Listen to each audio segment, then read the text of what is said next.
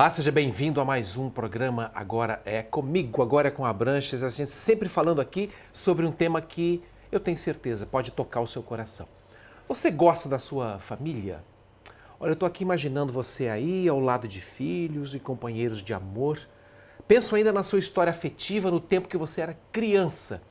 E quando falo que penso na sua história pessoal, é porque eu estou pensando na minha, estou pensando nos meus pais, pensando nos meus irmãos. Aliás, eu até escrevi um livro contando essa vivência. Olha aqui, ó, para você ver. A Casa que Mora em Mim. Nesse livro eu conto um pouco a respeito da casa da minha infância, onde todos estavam reunidos, uma casa muito simples, muito pobre no interior do Mato Grosso do Sul, mas onde eu vivi o sagrado da minha infância, rodeado do meu pai, da minha mãe, dos animais que a gente criava, dos meus 5 irmãos, comigo 6. Legal, né? Isso tudo dito até aqui é para inserir uma outra realidade tão valiosa quanto essa nesse mundo chamado família, a adoção. Eu tenho comigo a coordenadora de um grupo que tem estimulado famílias, não só aqui da região, mas de todo o país, a construir o conceito vivo e dinâmico de uma família na vida de uma criança. Eu me refiro a Sandra Cristina dos Santos e o grupo que eu estou falando é o Alegria. E também tem um outro grupo, Alegria com 2 As, né? Isso aqui é interessante, são 2 As. 2 As. Nada como uma alegria na nossa vida. Com 2 As, então a alegria fica mais repleta ainda. E o Alegra também, né? Com 2 As. Com 2 As. Sandra, seja bem-vinda a esse programa. Vamos primeiro explicar essa sigla aí, essa denominação Alegria que você coordena. Um grupo de Jacareí. Isso. Qual o significado dele? Carlos, primeiramente, meu grande obrigada, nossa grande gratidão pela oportunidade que você está nos dando hoje de falar sobre esse tema. Alegria A, Grupo de Apoio à Adoção em Jacareí.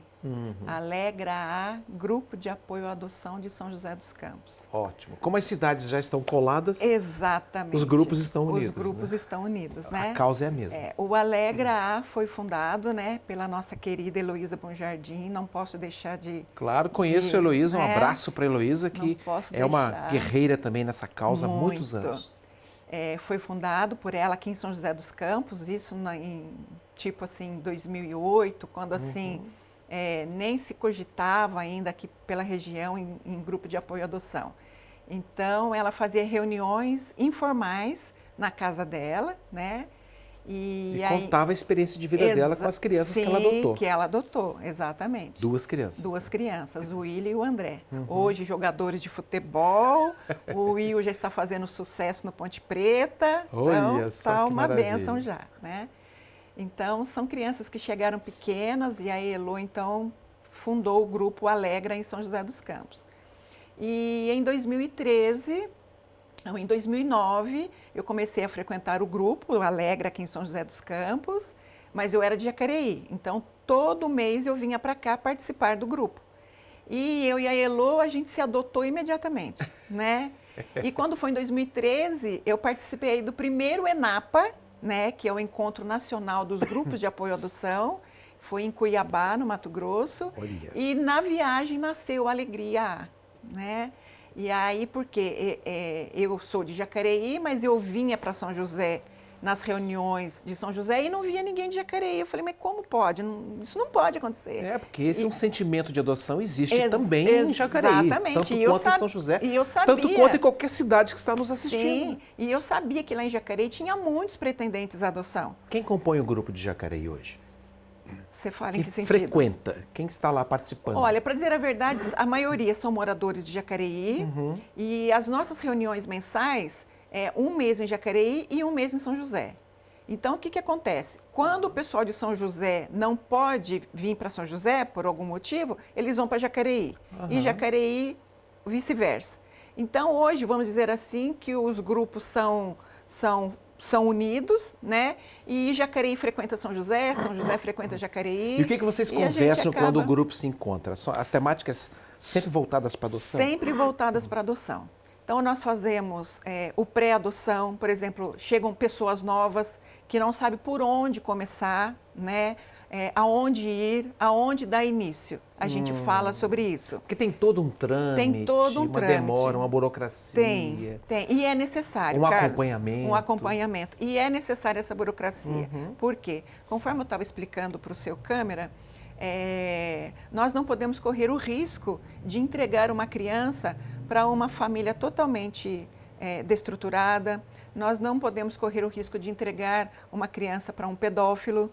Mesmo assim, passando por toda essa burocracia, às vezes acontece de famílias adotar, não dá conta do recado, né? Não dá conta daquela adoção e acaba devolvendo aquela criança que chegou através da adoção. E tem que ter uma estrutura para recebê-la de volta. Exatamente, entendeu? Então, o grupo de apoio à adoção serve para isso também. Então, nós fazemos o pré-adoção e fazemos o pós-adoção, que é quando as crianças chegam, a gente reúne essas famílias e a gente acaba contando as nossas histórias, né? O que foi que nós já passamos e dizer para eles que, olha, é isso aí, bem-vindo a ser pais. Bem-vindo, né? A esse mundo. Bem-vindo ao mundo da família, né? Porque não é fácil, nem biologicamente e nem através da adoção. Sandra, quantos irmãos você tem? Eu tenho 5. São 4 mulheres e um homem. Eu sou a mais velha. Irmãos biológicos? Todos irmãos biológicos. E fomos adotados pela minha mãe biológica e pelo meu pai biológico. Então, eu gosto muito de uma frase da Heloísa, que a Heloísa fala que se o filho biológico não for adotado, não vai ter adoção, não vai ter uma criação. Você está falando aí, você está tentando mudar o sentido da palavra adoção. Sim. Ou seja, eu tenho que assumir o meu próprio filho biológico nascido. Exatamente. Da minha contribuição genética. Exatamente. Assumir com amor, com dedicação. Porque tem pessoas... Tanto quanto o filho que vem... Tanto quanto o filho que vem através da adoção. Porque quando eu falo em questão de filho, Carlos, filho é filho, sendo ele biológico ou sendo ele através da adoção. É filho. Então, é por isso que nós, do grupo de apoio à adoção, nós não aceitamos a devolução. Porque filho é filho, não importa o que ele faça, o que ele deixe de fazer. Porque se fosse filho biológico, para quem que você ia devolver essa criança? Porque desafios de convivência a gente tem com os filhos biológicos também. Exatamente. Qual é a diferença? Então, esse período que a criança chega, que traz muitas demandas, porque não são poucas, são muitas demandas, que se fosse biológico, iria acontecer a mesma coisa. Eu estou curioso para saber mais coisas da sua vida. Como é que a adoção entrou na sua vida? Vamos fazer o seguinte, daqui a pouco, no próximo bloco, eu faço essa perguntinha para ela e mostro também um livro que nasceu de toda essa experiência. Até já.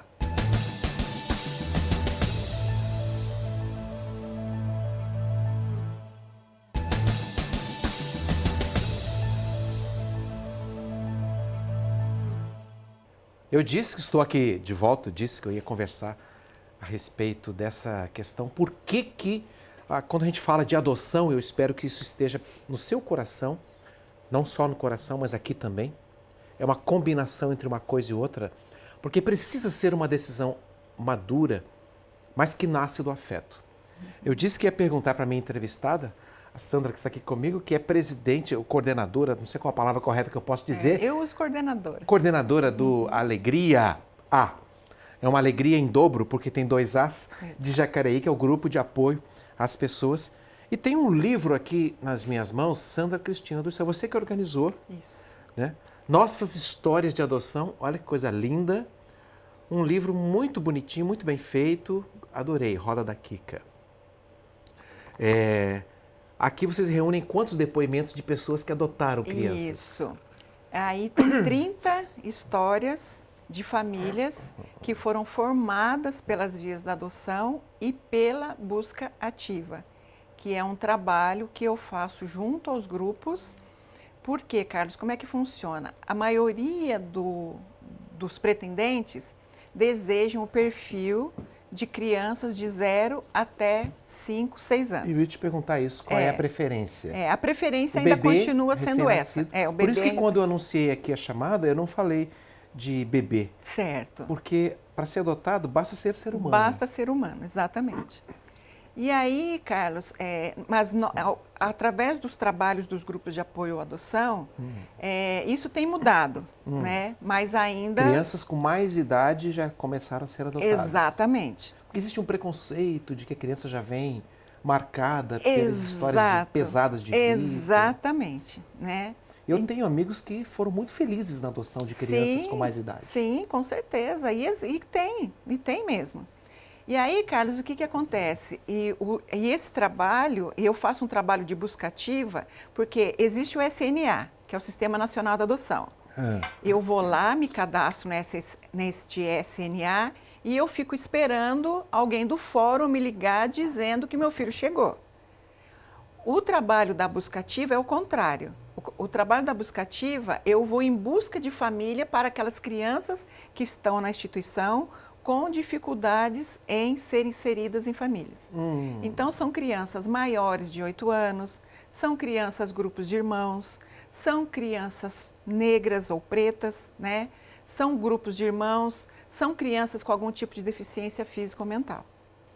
Então, Carlos, esse livro foi escrito por 30 famílias que adotaram crianças nessas condições através da busca ativa que eu, coordenadora do grupo de apoio à adoção, faço para essas crianças. Que coisa mais maravilhosa. Então, o Alegre e o Alegria, de 2016 até o final de 2021, nós inserimos 192 crianças em família. Que coisa maravilhosa. Eu vou mostrar de novo aqui, ó. Olha que coisa mais linda.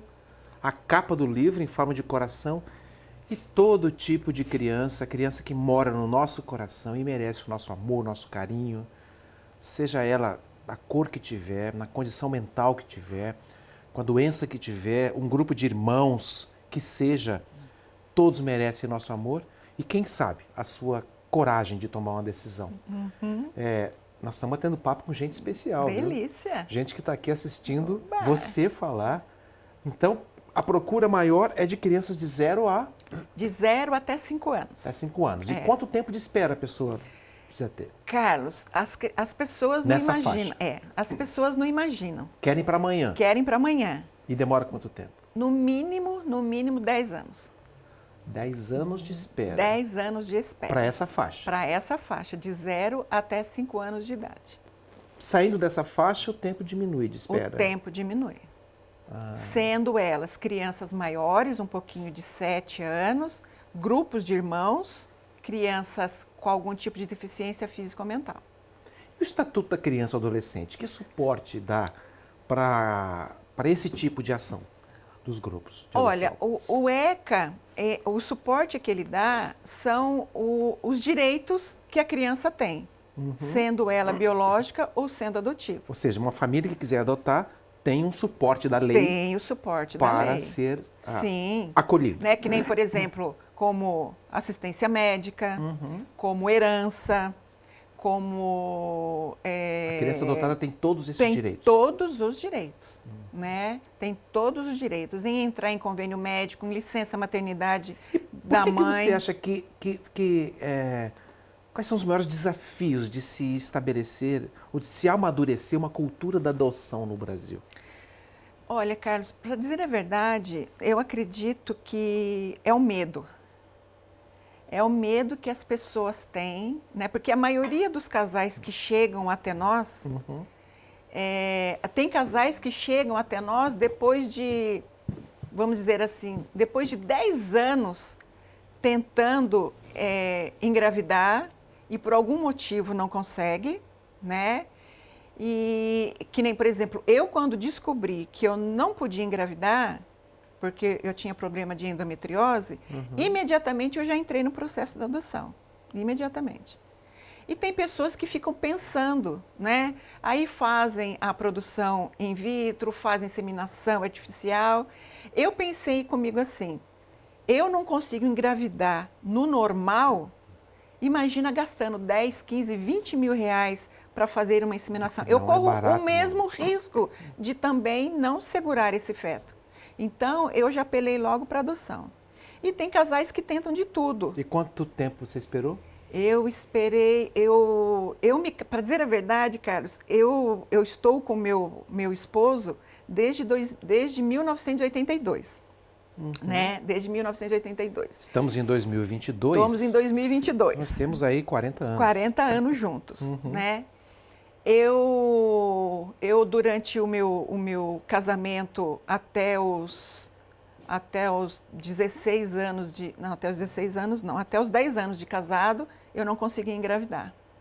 Aí consegui engravidar uma vez que eu descobri, que eu fui no médico fazer um exame normal, cheguei lá e descobri que estava grávida. Mas tipo assim, eu descobri numa quinta-feira, no domingo eu perdi, né?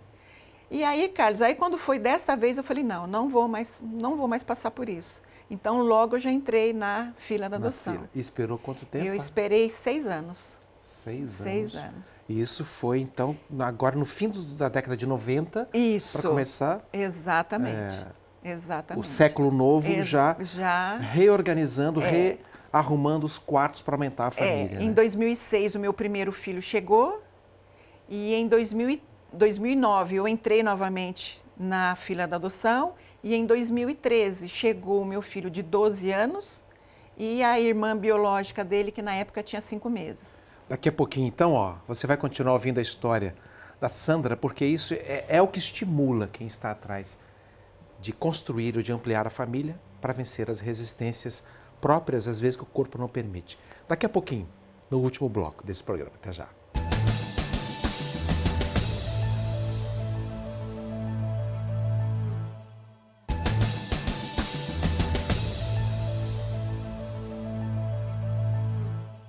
Aqui estamos falando sobre adoção. E aí, teu coração já está tocado? Pronto para esperar o tempo que tiver que ser esperado? Porque o amor, a gente sabe, o amor tudo espera. Tudo suporta, tudo sofre, tudo crê quando a gente está disposto a ampliar a nossa capacidade de amar. A adoção está dentro desse barco, dessa viagem. Você é convidado a pensar nisso. Você não está à toa aqui assistindo esse programa. Eu estou conversando com a Sandra Cristina dos Santos, que é coordenadora do grupo Alegria A, que é uma alegria a mais que tem em Jacareí. Existe uma organização muito interessante nesse movimento, a Associação Nacional, inclusive, né? Isso, a ANGAAD, né?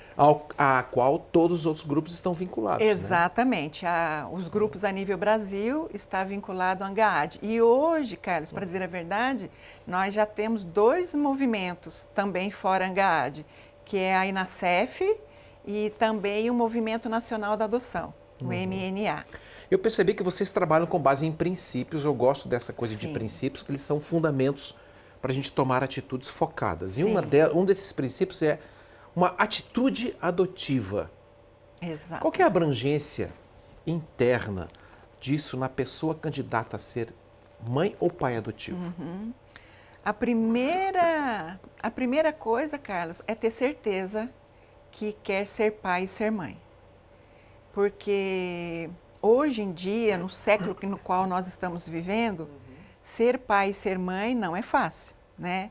Hoje nós temos, por exemplo, a informática aí, nós vivemos muito, as nossas crianças hoje, elas vivem muito à base da informática, né?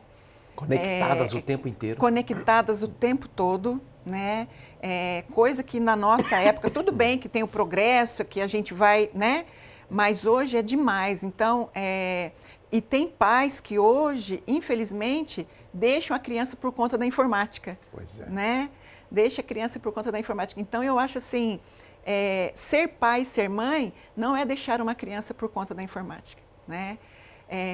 Tem outros meios de educação, tem outros meios de manipular aquela criança para outros caminhos sem ser a informática. Todos os psicólogos, terapeutas que vêm aqui da entrevista falam que a tarefa fundamental do pai é fazer as coisas serem convergentes. Eu não preciso entregar para a tecnologia abrindo mão da minha presença física, a presença amorosa. Esse comprometimento pode e deve continuar. A criança precisa da referência do pai como a lei, a norma dentro de casa, da referência da mãe como o afetivo, como a construção de um psiquismo integrado, acolhedor.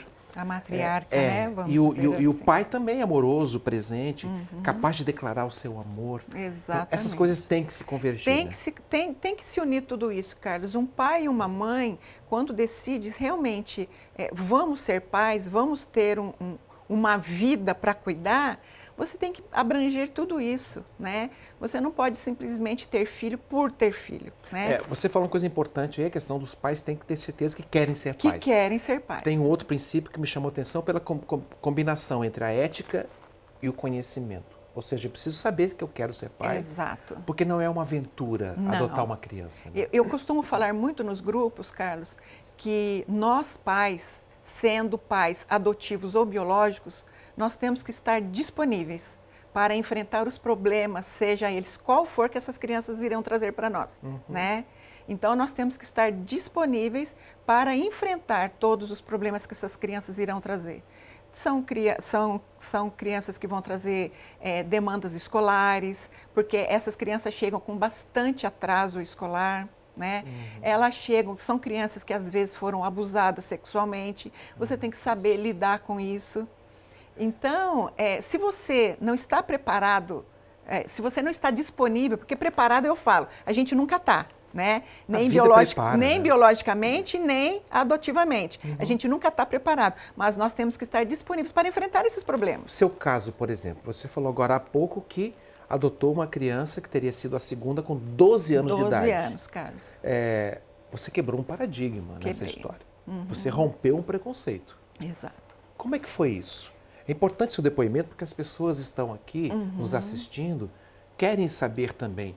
Claro que o ideal para muita gente é um bebezinho recém-nascido, como se estivesse saindo do hospital, aquela visão um pouco mágica. Mas a realidade, às vezes, nos coloca diante de desafios assim. Como é que foi contigo? Não foi fácil, Carlos. Não foi fácil.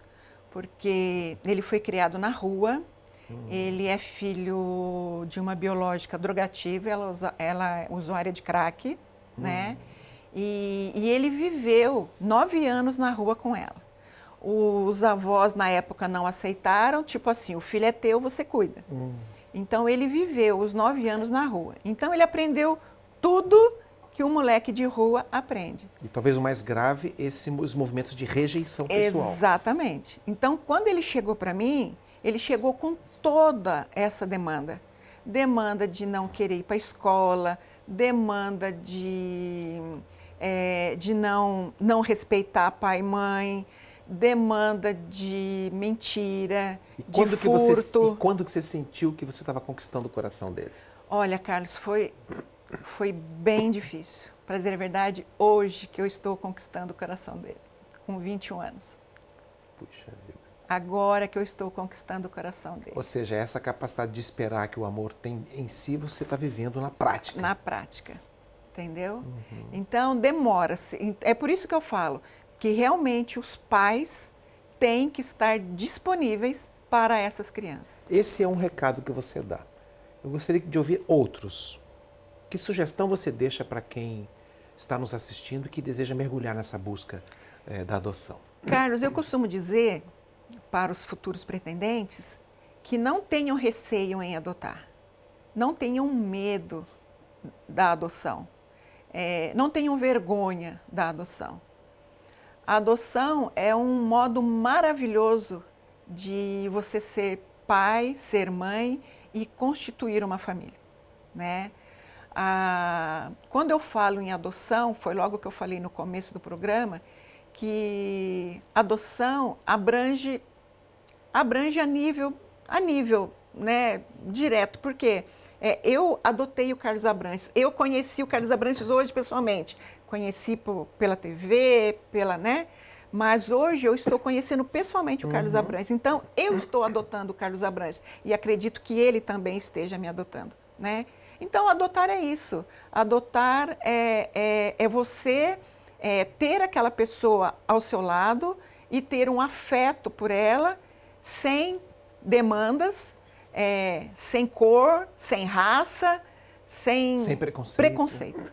Então, adotar é isso. Me sinto adotado, Não, viu, Sandra? Você está adotado, Carlos Obrigado Abranches. pela sua adoção do meu coração. Eu quero encerrar o programa aqui. Muito obrigado. Esse é um tema que sempre nos comove e eu espero que tenha tocado o seu coração também. Um abraço e até o próximo Agora é com Abranches.